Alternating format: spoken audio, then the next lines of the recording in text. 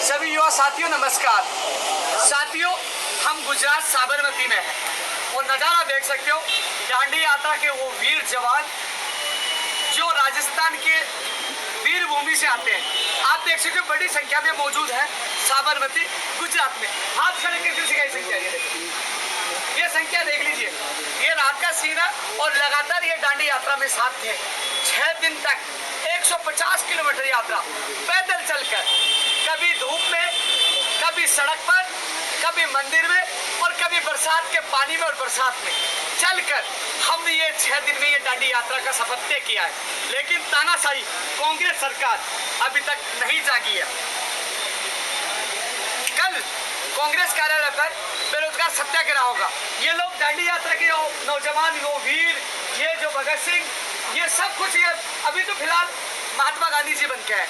हमारे साथ रानी लक्ष्मीबाई, तमाम वो बहनें भी हैं मौजूद। ये 3 आप देख सकते हो, ये सब मौजूद है। साथियों, अभी बहुत से लोग रास्ते में हैं, बहुत से लोग अलग जगह गए क्योंकि यहाँ की जगह कम है। हम रात को यही सोएंगे। आप दिखा सकते हैं इधर, ये देखिए, ये दिखा सकते हैं पानी भी है, बरसात आ रही है। बरसात में हम लोग, वो काफ़ी साथी वो पैदल चल रहे, वो आ भी रहे हैं, चल भी रहे, आ भी रहे, वो हमारे साथी आ रहे हैं। कुछ लोग पीछे हैं। साथियों, बरसात में हम लोग 1 घंटे तक, ये मेरे बाल ये सब देख सकते हैं, 1 घंटे तक हम सब भीगते रहे क्योंकि यहाँ मंदिर में भी रुकते हैं तो मंदिर में भी रुकने का पैसे लिए जाते हैं। कोई भी किसी प्रकार की सुविधा हमें नहीं मिली। हम सड़कों पे सो रहे थे। राजस्थान की गाड़ी वालों ने देखा और हमें तिरपाल दिया, हमें सोने के लिए तिरपाल दिया। हम नीचे सो रहे थे, उन्होंने अपनापन दिखाया। जिस प्रकार हम लगातार कोशिश करें, हालांकि कुछ लोग अच्छे लोग भी मिले जिन्होंने सहयोग किया, लेकिन साथियों, जो कांग्रेस सरकार गांधीवादी सरकार होने का ढोंग करती है, आज उनका दिल नहीं पसीजा। बेटियां सड़क पे हैं, युवाओं के पैरों में छाले पड़ चुके हैं, सड़कों पे सो रहे हैं, मंदिरों में सो रहे हैं, भूखे रह रहे हैं। मैं पिछले 6 दिन से केवल लिक्विड छाछ पी रहा हूँ, जूस पी रहा हूँ, लेकिन मैंने अन्न तक, मुंह तक नहीं लगाया।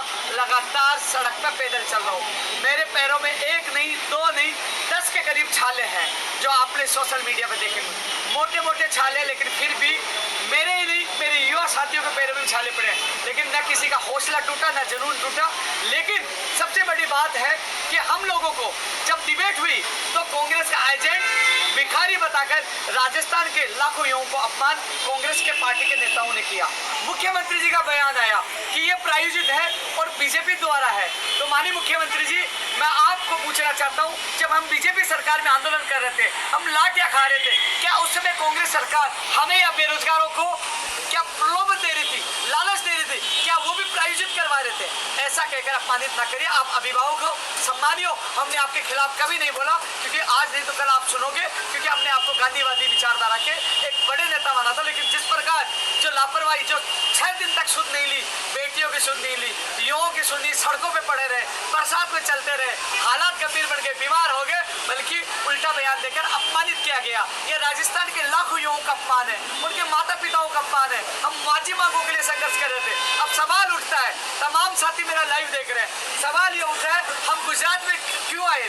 सवाल उठा रहे हैं कि गुजरात में जाकर ये राजनीति कर रहे हैं। तो मैं पूछना चाह रहा हूँ तमाम कांग्रेस के नेताओं से कि आप बता दीजिए, हमने 23 मई को आंदोलन किया, हमने जून में आंदोलन किया, लाठी चार्ज करके और मुकदमा 4 मुकदमे दर्ज कर दिए, युवाओं को जेल में डाल दिया। हमारी एक नहीं सुनेगी। मैंने मुख्यमंत्री जी से मिलने का समय मांगा, हमने ट्वीट के माध्यम से समय मांगा, लेकिन मुख्यमंत्री जी से समय नहीं मिला। ना अधिकारी सुन रहे थे, ना मंत्री सुन रहे थे। और हमने 13 सितंबर को शहीद स्मारक पर शपथ ली और कहा कि हम गुजरात कूच करेंगे, हमारी मांगे पूरी कर दो। और आपने देखा होगा 21 अगस्त को भी हम आए और 2 अक्टूबर की चेतावनी देके गए। 22 सितंबर को आंदोलन हुआ और 30 अगस्त को प्रेस कॉन्फ्रेंस करके मैंने पहले ही बता दिया था कि हम गुजरात जाएंगे। तो फिर आप ये मत कहना कि लखनऊ में जाके राजस्थान के युवाओं को बदनाम कर दिया, क्योंकि पहले भी आरोप लगाया था। ऐसे ही पहले ये कहा था बीजेपी के प्रायोजित लोग हैं, फिर उन्होंने वार्ता के लिए बुलाया। मुख्यमंत्री जी ने यह भी कहा कि आप साथ देना सरकार का, क्योंकि सरकार दोबारा रिपीट हम कराना चाहते हैं, आप युवाओं का बड़ा योगदान होगा। मुख्यमंत्री जी, आपका सम्मान किया, आपने बुलाया, सम्मान दिया, हर जगह इज्जत दी, लेकिन आपने फिर वो शब्दों का प्रयोग किया बीजेपी का प्रायोजित बताकर। आज मैंने फेसबुक और ट्विटर पर एक वीडियो डाला है, पीसीसी चीफ गोविंद सिंह डोटासरा जी, जब वो बीजेपी सरकार को हराकर कांग्रेस सरकार सत्ता में आई तो राजस्थान बेरोजगार एकीकृत महासंघ कार्यालय पे पहुंचे। उन्होंने कहा आपके संघर्ष को सैल्यूट, आपकी मेहरबानी से, आपके सहयोग से कांग्रेस सरकार सत्ता में आई है।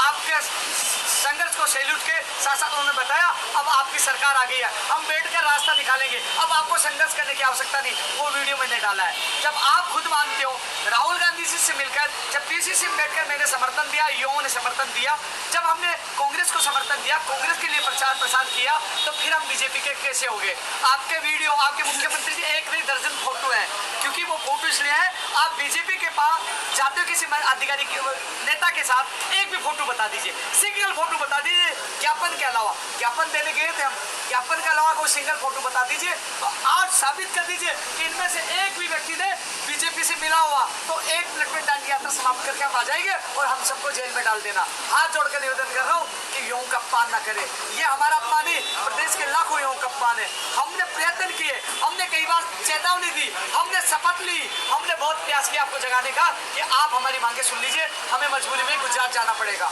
कई महीनों से कह रहे थे, लेकिन आप नहीं जागे, एक बार भी आपने वार्ता के लिए प्रस्ताव नहीं दिया। हमें मजबूरी में गुजरात से दांडी यात्रा निकाली पड़ी। दांडी यात्रा क्यों निकाली? क्योंकि आप लोग कांग्रेस सरकार गांधीवादी सरकार बताई जाती है, उनके विचारधारा, उनके अनुयायी बताए जाते हैं। हमने गांधी जयंती के दिन 150 किलोमीटर यात्रा निकालने का ऐलान किया और यात्रा निकाली और आज पूछ गए, लेकिन एक बार भी सुध लेने का काम नहीं किया।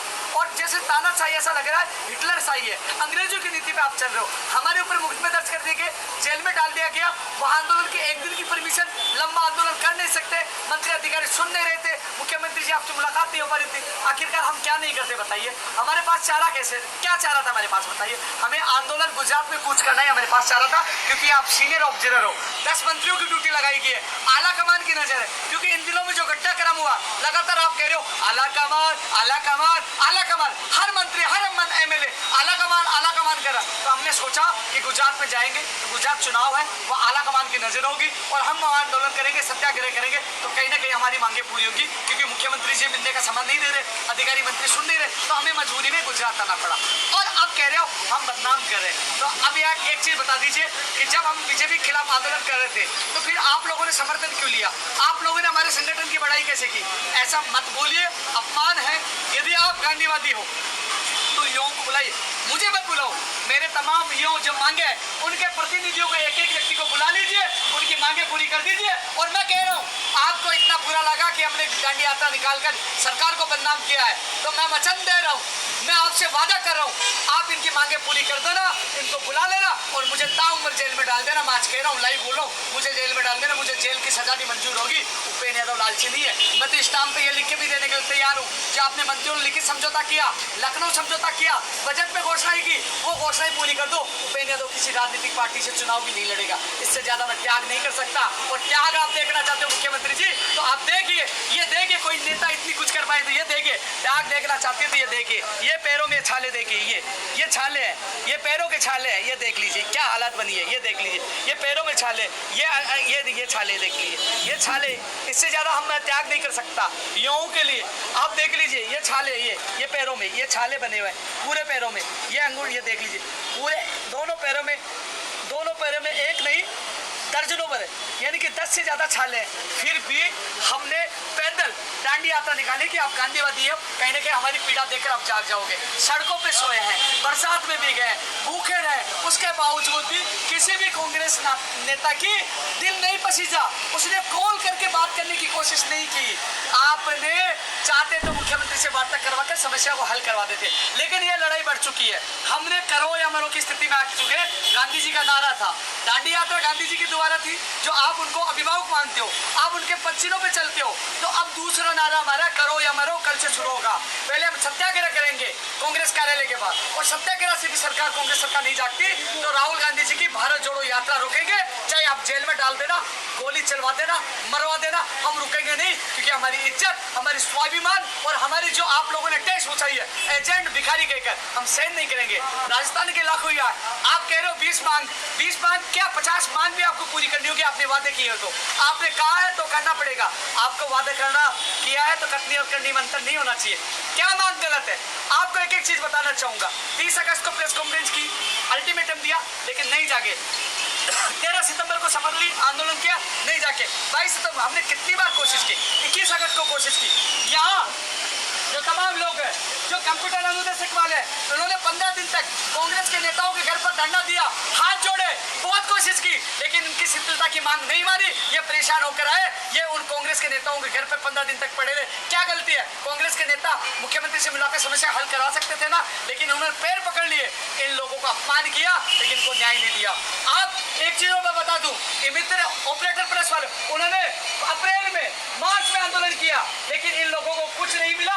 अरबों रुपयों का घपला हो गया, अरबों रुपयों का घपला हो गया। वो आदेश की कॉपी है, हम चैलेंज दे रहे, आप जांच कराओगे तो बड़ा घपला पाया जाएगा और कई लोग अधिकारी जेल के अंदर जाएंगे। आर.के. शर्मा पे भी सवाल उठे, वो भी जेल जा सकते हैं, लेकिन जांच के साथ इन लोगों को न्याय मिलना चाहिए, इनका मानदेय भी सुनना चाहिए। सरकार की योजनाएं पहुंचाने का ये काम करते हैं, उनको न्याय मिलना चाहिए। इसके अलावा आपने पहले बजट में घोषणा की कि कनिष्ठ अनुदेशक भर्ती 1500 पदों पर आएगी ITI कॉलेज में। आप बता दीजिए, आप कह रहे युवाओं के लिए आप बजट लेके आ रहे हो, तो पहले बजट की भर्ती होनी चाहिए, नहीं होनी चाहिए? आप बता दिए, वाजिब मांग है कि नहीं है? पहले बजट की भर्ती आपको करनी चाहिए थी। पहले बजट की पंचायत राज जैन भर्ती 2100 पदों पर घोषणा की थी, वो भर्ती अब तक नहीं हुई, ये घोषणा अधूरी है। आप कह रहे हो कि युवाओं के बजट लेके आए, पहले बजट का क्या होगा बता दीजिए। कांग्रेस के तमाम नेताओं से पूछना चाहता हूँ, आपकी 31 करनी मंत्रिमंडल से आपने कहा तो घोषणा पूरी करे। विशेष शिक्षकों के अधिक से अधिक पद निकालने का आपने वादा किया था, लखनऊ से बुलाया था मुख्यमंत्री जी, आपने बोला प्रेस नोट जारी है, अब विज्ञप्ति जारी होने वाली है, तो आप पद क्यों नहीं निकाले? 4500 की फाइल आई, वापस आपके अधिकारियों ने लौटा दिया, तो वो वादा निभाइए, आप वो वादा निभाइए। इसके अलावा OBC ईडब्ल्यूएस के अभ्यर्थियों को जाति प्रमाण पत्र के आधार पर बाहर किया जा रहा है, उनके साथ गलत किया जा रहा है, उनके साथ भी न्याय होना चाहिए, उनको भी न्याय मिलना चाहिए। इसके अलावा साथियों, और भी लोग यहाँ हैं, आपको मैं और बताना चाहूंगा कि जो तमाम जो मांगे हैं, इनके अलावा राजस्थान के युवाओं की जो मांग है, चिकित्सा विभाग में रेडियो पर लेफ्टिनेंट ECG CHO, उनकी विज्ञप्ति आज तक जारी नहीं है। युवाओं को न्याय चाहिए, युवाओं को जो घर में, युवाओं को मैं कहना चाहूंगा साथियों, ये तमाम योद्धा, इनको सैल्यूट करना चाहिए जो आपकी मांगों के लिए लड़ रहे हैं और ये सड़कों पे उतरे, ये तमाम योद्धा देखिए इनकी, आप ये देख लीजिए, ये योद्धा है, इनको मैं सैल्यूट करता हूँ, ये साथ थे, उन्होंने कहा कि आप संघर्ष करो, जान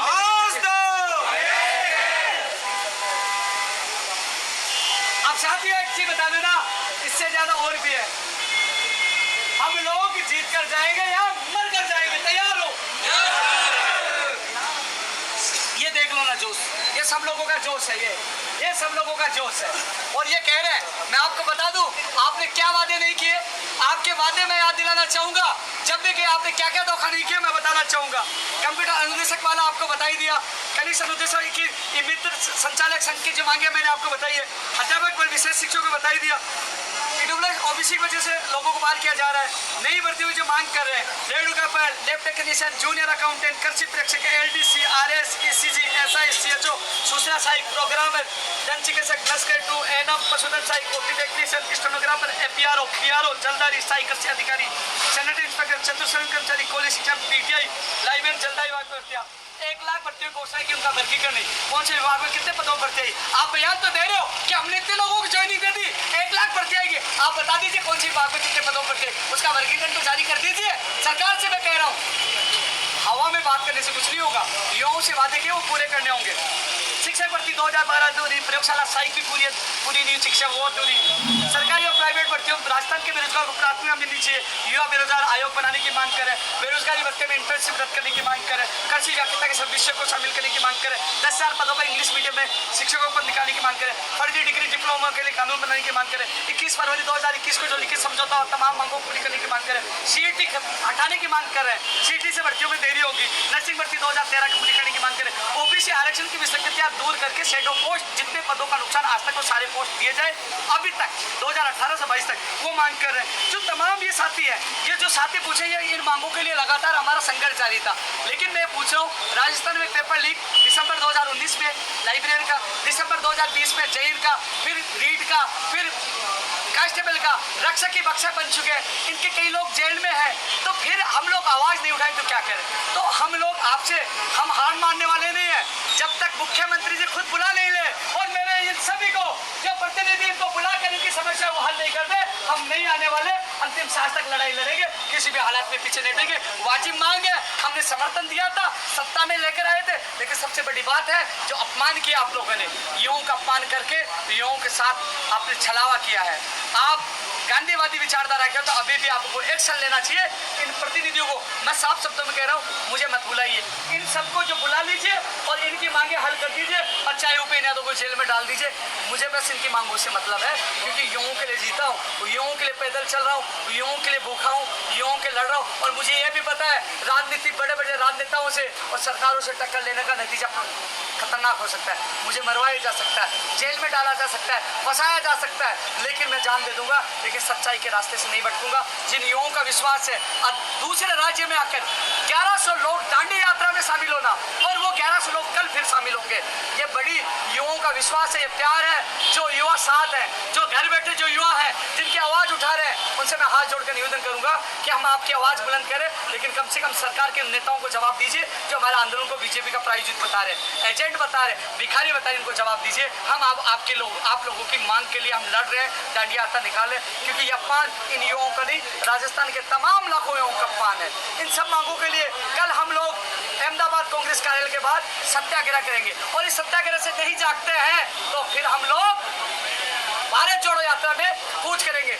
मैं एक उदाहरण देना चाहूंगा, ये तमाम भर्तियों के बेरोजगार है, तमाम भर्तियों के बेरोजगार है, लेकिन एक चीज मैं बताना चाहूंगा, मुख्यमंत्री जी का एक बयान आया, मुख्यमंत्री जी ने कहा कि गुजरात में तो सैलरी भी नहीं दी जाती है। तो साथियों, कई मीडिया के बंधु भी इस लाइव को देख रहे हैं, कांग्रेस के नेता भी इस लाइव को देख रहे हैं, तो भाई मित्र वालों को कागज देना, एक आदेश की कॉपी दूंगा। मैं सच्चाई बताता हूँ, मैं बताता हूँ कि राजस्थान में क्या हालात है, मैं बताता हूँ, कॉपी देने की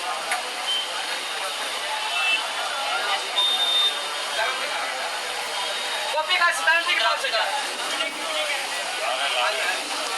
साथियों, हालात जो गंभीर बने इसके जिम्मेदार कांग्रेस सरकार है। ये दोष न दे कि गुजरात में जाकर ये लोग षड्यंत्र करे, राजनीति करे। हमने पहले ही आपको अवगत करा दिया था, एक बार नहीं दर्जनों बार आंदोलन किए, आपको पहले ही बता दिया था। हम मजबूरी में है, पर लाठीचार्ज करके मुकदमा दर्ज करे हो, जेल के अंदर डाल रहे हो, आंदोलन करते एक दिन का समय देते हो, शाम को भगा देते हो, तो हम क्या करें। मुख्यमंत्री जी आपसे मुलाकात नहीं हो पाई, आप मेरा ट्विटर चेक करवा लीजिए, आपसे ट्विटर पर भी कई बार समय मांगा, CMR में फोन करके समय मांगा, आपके ज्वाइंट सेक्रेटरी से समय मांगा और 13 सितंबर को मुख्यमंत्री जी आपके ज्वाइंट सेक्रेटरी को मैंने सीएमओ में अवगत करवाया था, हम 2 अक्टूबर को जाएंगे। मुख्य सचिव साहब का अवगत करवाया, हर व्यक्ति को अवगत करवाया, मीडिया में चल रहा था, लेकिन उसके बावजूद भी आप लोग नहीं जागे और इन युवाओं को रोका नहीं, इनकी सुन नहीं ली।